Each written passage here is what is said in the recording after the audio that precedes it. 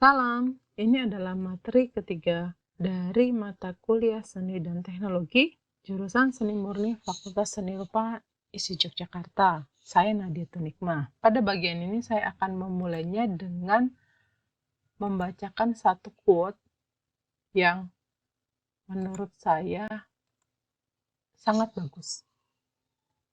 Menunjukkan bagaimana sebenarnya seniman beradaptasi pada apa yang terjadi pada lingkungannya, pada masyarakat, pada dunia sekitarnya. Ini adalah tulisan Paul Valéry, penulis dari Prancis, dan ini adalah tulisannya pada tahun 1928.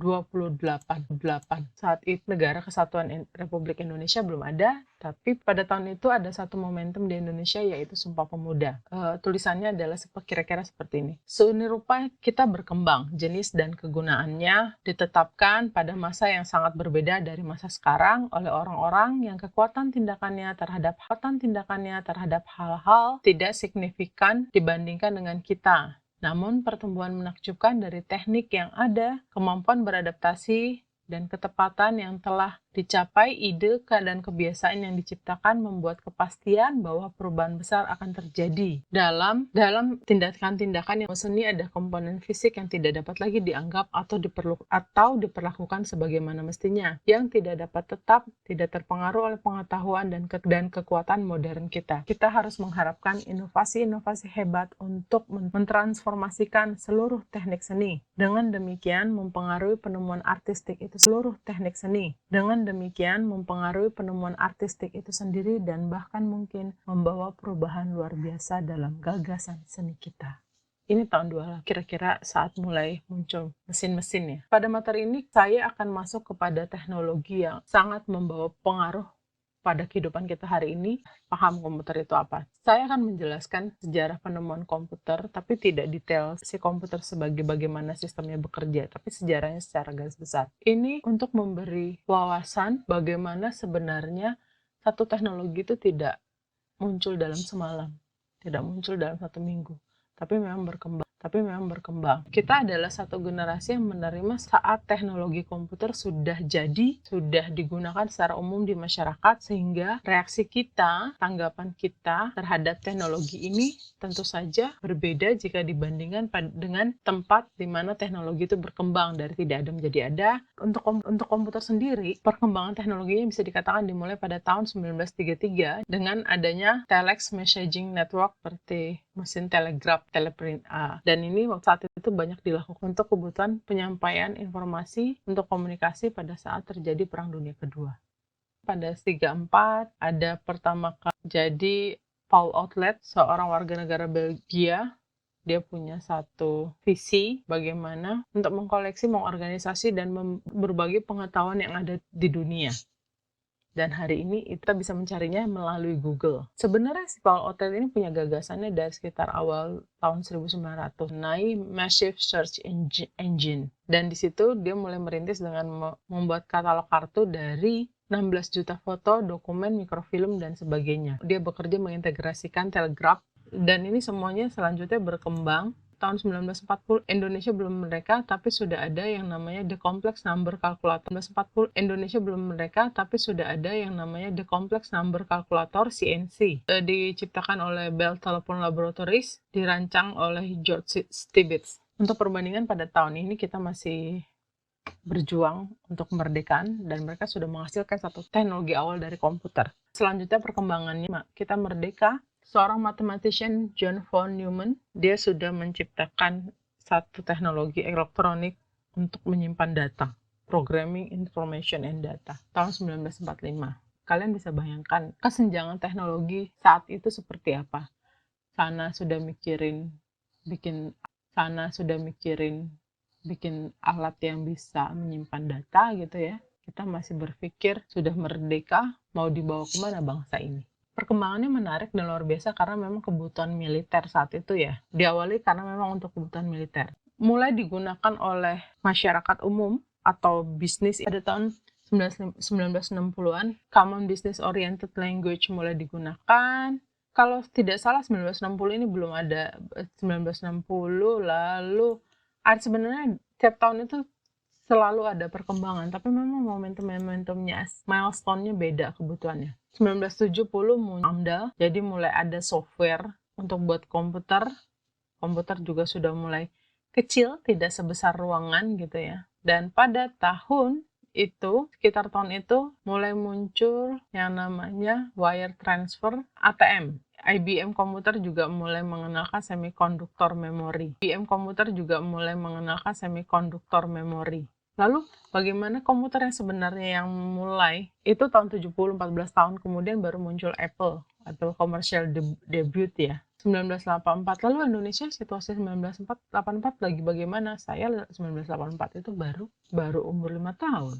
IBM mengeluarkan hard disk drive, sudah mulai ada drive ukurannya 1,5 giga. Itu udah keren banget pada tahun itu, 1990. Nah, dari 1990 semakin cepat teknologinya karena industri mulai berkecimpung di dalamnya. Kebutuhannya tidak hanya untuk militer, tapi masyarakat umum. Intinya gini, karena pada dasarnya ekonomi akan sangat berpengaruh pada saat perkembangan suatu teknologi. Semakin banyak yang request, ya semakin banyak dibutuhkan, semakin banyak dana yang digerakkan untuk melakukan terobosan-terobosan baru dalam teknologi tersebut. Ya, komputer ini kan permintaannya tinggi penggunanya. Sekarang setelah 1 tahun sudah, nggak nyampe setahun udah keluar nih, apa aja yang baru, apa ini baru. Jika kalian bisa melihat bagaimana timeline komputer itu berkembang, dari dia sebesar kamar, komputernya itu ruangan sebesar kamar, lalu sebesar meja, lalu sebesar tas jinjing, dan akhirnya sebesar jam tangan. Itu teknologinya seperti itu, dan itu membutuhkan waktu tidak sampai 100 tahun. Memang luar biasa sebenarnya kalau kita bicara perkembangan komputer. Lalu adaptasinya bagaimana? Ya, adaptasi seniman itu macam-macam. Lalu saya menjelaskan bagaimana adaptasinya adalah seni yang lahir dari pengalaman teknologi. Itu ada adaptasinya. Lalu seni yang lahir dari pengalaman teknologi itu seperti apa? Salah satu yang berpengaruh setelah komputer muncul adalah era elektronik. Ketika komputer mulai muncul adalah era elektronik. Eranya sudah bukan era elektronik lagi, tapi namanya era digital. Ini adalah kemunculan teknologi digital yang menggubah semuanya ke dalam nilai-nilai biner 0 dan 1. Ini adalah bahasa universal dari semua alat modern. Selanjutnya dari bahasa universal tersebut tercipta dunia baru yang biasa disebut dunia digital. Banyak metode berkarya yang digunakan seniman dengan media digital dimulai sejak awal perkembangan komputer yang marak sekitar tahun 1950 sampai 1960. Tentu saja itu ada di Eropa dan Amerika. Setiap budaya, setiap tempat mempunyai respon dan persepsi yang berbeda mengenai teknologi. Pada tahun 1950 sampai 1960, komputer hanya dimiliki perusahaan besar, sehingga seniman harus menyewa untuk menggunakannya. Pada saat itu, waktu pemrosesan komputer difokuskan pada kebutuhan proyek pertahanan militer. Untuk menggunakan komputer membuat gambar atau karya seni diperlukan banyak ketekunan dan didorong tingkat rasa ingin tahu yang tinggi. Pada era itu juga seniman banyak terlibat bekerja sama dengan beberapa perguruan tinggi untuk mengeksplorasi kemampuan teknologi komputer bisa sampai mana saja, dan akhirnya juga menghasilkan genre baru dalam dunia seni. Genre yang menggunakan teknologi komputer. Itu genre seninya macam-macam. Dunia digital adalah dunia yang disatukan oleh satu bahasa. Dunia yang tercipta akibat perkembangan teknologi digital telah mampu melampaui batas ruang dan waktu. Ide-ide yang dihasilkan dalam interaksi di dunia digital menjadi tidak terbatas dan tidak ada habisnya. Hal tersebut menjadi salah satu penyebab pesatnya perkembangan teknologi digital. Tadi adalah sedikit timeline mengenai kemunculan komputer. Ini adalah timeline digital art. Dimulai pada 1950, 5 tahun sesudah Indonesia merdeka. 5 tahun sesudah Indonesia merdeka, jangankan komputer saat itu pun separuh wilayah Indonesia belum merasakan. 2/3, bahkan mungkin 2/3. 2/3 dari wilayah Indonesia belum merasakan listrik. Yang paling pasti paling banyak adalah di Jawa dan Sumatera. Di tempat lain, mereka sudah eksplorasi. Tahun 1950, Cybernetics and Society oleh Norbert Wiener dipublikasikan. Ini bekerja sama dengan MIT Press, Massachusetts Institute Technology. Ini adalah salah satu perguruan tinggi yang keren. Mereka mempunyai dari awal didikan memang khusus untuk teknologi dan bagaimana menghasilkan alumni-alumni yang potensial yang juga berperan penting dalam perkembangan teknologi dunia hari ini. 1950 sudah ada buku. Buku ini kan buku adalah hasil dari studi mengenai hubungan manusia dengan mesin. Kalau bukunya diterbitkan tahun 50, berarti kan bagaimana riset mengenai isi buku itu dilakukan, pasti sudah dilakukan sebelum 1950. 1951, graphic display diperlihatkan pada IT. Ini adalah rancangan awal untuk interface komputer, dan seniman terlibat di dalamnya. 1956, muncul the first, itu yang besar, kalau kalian bisa lihat gambar, itu yang besar, itu adalah first video tape recorder. Dan harganya $50.000 pada saat itu. Sebesar itu loh dulu, lo bisa bayangkan pada saat itu. Sebesar itu loh dulu, lo bisa bayangkan sebesar meja tape recorder pada 1956. Sekarang ya sebesar penghapus. Lalu berkembang terus berkembang. 1960 istilah computer graphics pertama kali dikenalkan. Pada tahun 1964 ada New York World's Fair. Ini pada tahun ini adalah perusahaan Amerika secara percaya diri celebrate bahwa mereka menemukan, sudah mulai mengembangkan teknologi, dan pada tahun ini juga banyak perkembangan teknologi yang berkolaborasi dengan seniman. Di New York World's Fair ini juga ada beberapa karya yang berkolaborasi dengan seniman. Pada tahun 1965, the first computer pameran seni, komputer pertama kali ditampilkan, komputer art pertama kali ditampilkan di Stuttgart. Ini juga termasuk karya dari Friedrich dan Michael Knoll. Dan selanjutnya dalam sejarah juga lah, pada tahun itu juga muncul seperti kolektif Experiments in Arts and Technology, menamakan dirinya IT. Jadi mereka menyadari bahwa seniman itu membentuk teknologi, tidak menemukan, tapi membentuk teknologi. Terlibatan seniman dalam seni membentuk teknologi menjadi lebih dekat dengan manusia, lebih kedekatannya dengan kebutuhan manusia itu menjadi lebih terasa ketika seniman terlibat di dalam eksplorasi seni dan teknologi. Ya karena mereka seniman. Kreativitas yang mereka miliki berbeda dengan kreativitas yang dimiliki para ahli komputer, insinyur, teknologiwan, itu berbeda. Walaupun mereka tidak menemukan, tapi seniman ini memberikan kontribusi yang tidak sedikit. Paling gampang gini, teleponmu itu menarik karena apa? Karena dia memang secara visual menarik. Kenyamanan untuk digenggam, untuk dilihat, warna-warna yang keluar, suara-suara yang keluar. Ya itu karena ada keterlibatan seni di dalamnya. Pada 1967, IT dicetuskan di New York oleh seniman Robert Rauschenberg dan Robert Whitman, berkolaborasi dengan teknologiwan dengan insinyur Billy Culver dan Fred Waldor. IT bertujuan mengefektifkan kolaborasi antara seniman dan teknologi. Salah satu hasilnya adalah mereka terlibat dalam rilis produk Sony video tape recorder. Itu adalah satu tape recorder yang ukurannya lebih kecil dibanding yang ketika pertama kali ditemukan seukuran meja, dan ini membuat video recorder harganya bisa dijangkau masyarakat luas, masyarakat umum. Pada tahun 1968 ini terkenal banget ya di dalam sejarah seni dan teknologi, Cybernetic Serendipity, The Computer and the Art Exhibition. Ini diselenggarakan di London. Saat itu juga membentuk Computer Art Society. Tahun 69 ada penggunaan pertama komputer grafik untuk kebutuhan komersil. Ini adalah salah satu foto karya pameran Cybernetic Serendipity, dan mereka secara rutin bikin event. Computer Art Society saat itu memang produktif, banyak berkolaborasi dengan perusahaan. Lalu tahun 79 ada konferensi Ars Electronica yang diselenggarakan di Linz, Australia. Ars Electronica masih diselenggarakan sampai hari ini. Kalian bisa cek di webnya apa saja sih yang pernah terlibat di dalamnya, seniman-seniman seperti apa, seperti bagaimana yang terlibat di dalamnya. Kehadiran seniman dalam teknologi memberikan kontribusi banyak. Seperti saya jelaskan sebelumnya bagaimana seniman shape the technology. Jadi bahkan Marshall McLuhan, salah seorang sosiolog, mengatakan, the medium is the message. Artis itu man in any field, scientific, humanistic, yang melihat, yang menyadari implikasi dari tindakan-tindakannya, dari pengetahuan baru di eranya, itu adalah seniman. Bagaimana deskripsi Marshall McLuhan mengenai seniman? Semangat eksplorasinya. Seiring dengan perkembangan muncullah istilah digital art pun mulai mulai banyak digunakan. Yang dikenal dengan digital art itu adalah the impact of digital technology on the process and production of art. Proses dan produksi karya seni, digital art. Digital art terhubung dengan sains dan teknologi. Dan itu hal yang paling fundamental dalam proses kreasinya, proses seni yang lahir dari pengalaman teknologi.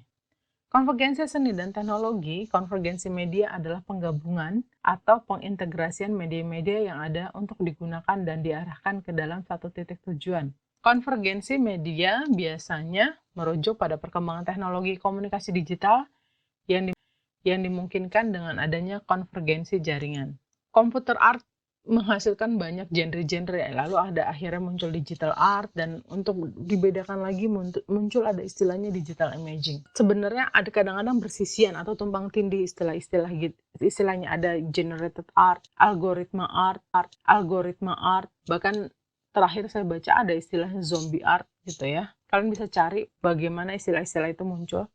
Ini misalnya pada tahun 1977, plotter drawing, acrylic ink on canvas ini adalah karya plotter drawing. Juga muncul Study in Perception tahun 66, computer generated print. Ini belum ada yang namanya Windows, masih pakai DOS ini. Juga mulai mix media, ini yang tahun 2000, printer inkjet mulai banyak digunakan.